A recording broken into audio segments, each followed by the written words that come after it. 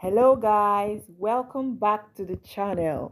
The name is Oge and today you're going to watch me make easy peasy homemade yogurt. Sweetened or unsweetened, your choice guys. So we have um, a very few ingredients in making this yogurt. Not too much though. I'll be needing milk, culture, and we all know culture is a good bacteria. You need a bowl to incubate the milk and the culture. So, first things first, you measure all your ingredients. But before I continue, I just want to let you know that you don't have to have a scale, you don't have to have a probe, that's a thermometer, because these are some of these other ingredients are ingredients that you don't necessarily need. You can just, use your ancestors to guide your instincts when measuring them. Who knows? You just might be right. Okay. So, well, the most important ingredients are the milk, the culture, and the bowl where you're going to be incubating the milk and the culture when you finally mix it in. All right. So the other things you'll be needing: scale, your probe, and as well a small sieve to sieve. All right. So for the complete process, I'll be putting the recipe in the description box for you to refer back to, just in case you missed any part.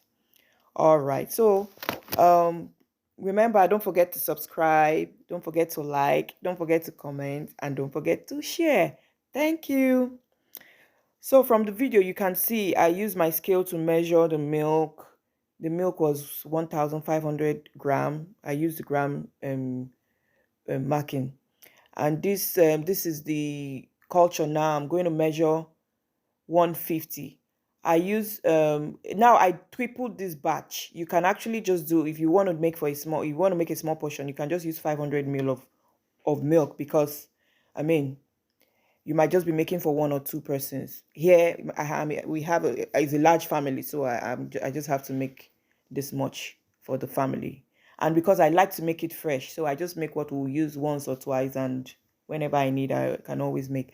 And another tip I would like to let you know is that, remember, after making this yogurt, you can actually use this same yogurt, that's the complete yogurt that has been made. You can actually use it to remake another batch of yogurt. All you would be needing is just milk, because the culture in the yogurt that you have just made can also serve as culture for the next batch of new yogurt you want to be making. So moving on, here I've boiled my milk. Everything will be in the description box, like I said. So I've boiled my milk to a certain degree, which is between 180 to 200 degree Fahrenheit. So I've done the boiling. I'm checking for the temperature of the milk. Yes, that was about 200. I reduced it back to 200 degree Celsius, degree Fahrenheit rather. After boiling the milk up to that degree, I reduced it. I had to put it in a cold bath rather. Cold bath, easy. Get a bowl, put cold water. You can put ice if you want to. Just make sure that it is cold enough to force the temperature of the warm milk up to I would say between 100 to 115 degree Fahrenheit. That's how low you want to reduce the temperature. So if you let it too hot, the culture it will not develop well, and you might have a curdle yogurt. I'm sure nobody wants a curdle yogurt. That is not even yogurt. So we want to get the perfect yogurt. So reduce it. Now I'll tell you why you don't need your probe. You don't need a probe because with the touch of your finger, you can tell when the temperature is around 110 to 150 degrees Fahrenheit. All you need to do is just take a little portion of the milk and pour it at the back of your arm, just to feel it. It doesn't have to be too hot. It doesn't have to be hot. It doesn't have to be cold.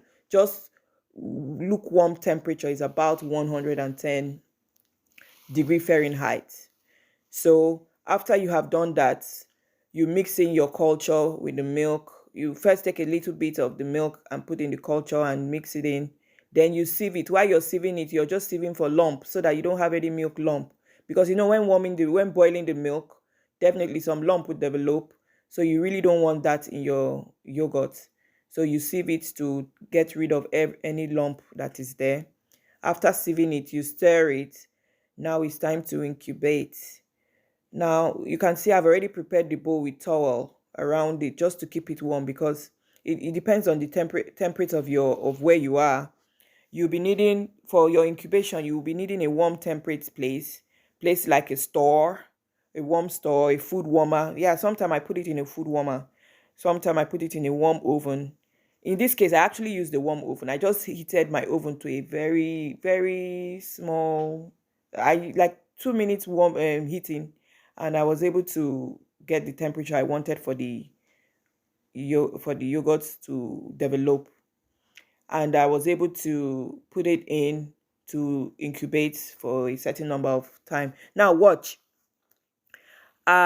This was around 5:20 in the evening when I was putting it in the oven, in the warm oven, just to incubate. Mind you, not very hot, please. Very warm, just like preheat. Before preheat stage. I mean, before it gets to preheat stage.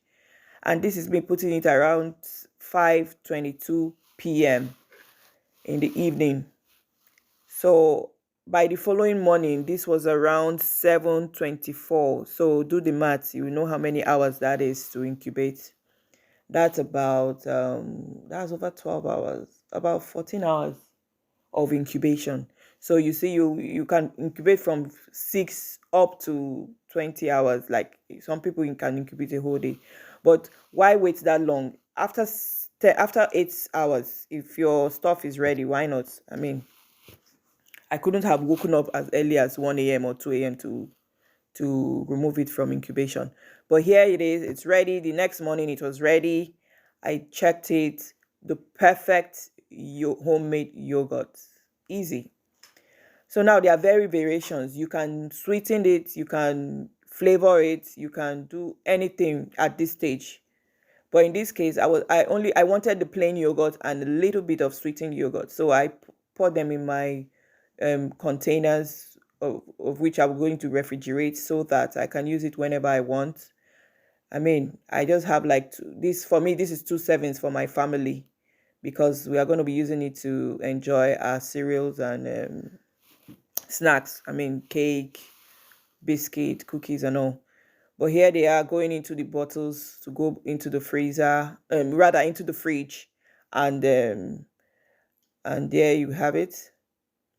So afterwards, I refrigerated it, and when it was ready, now you can refrigerate. You can take, it's ready to use. Like it's ready to use. You don't have to. You can, like I said, you can flavor it.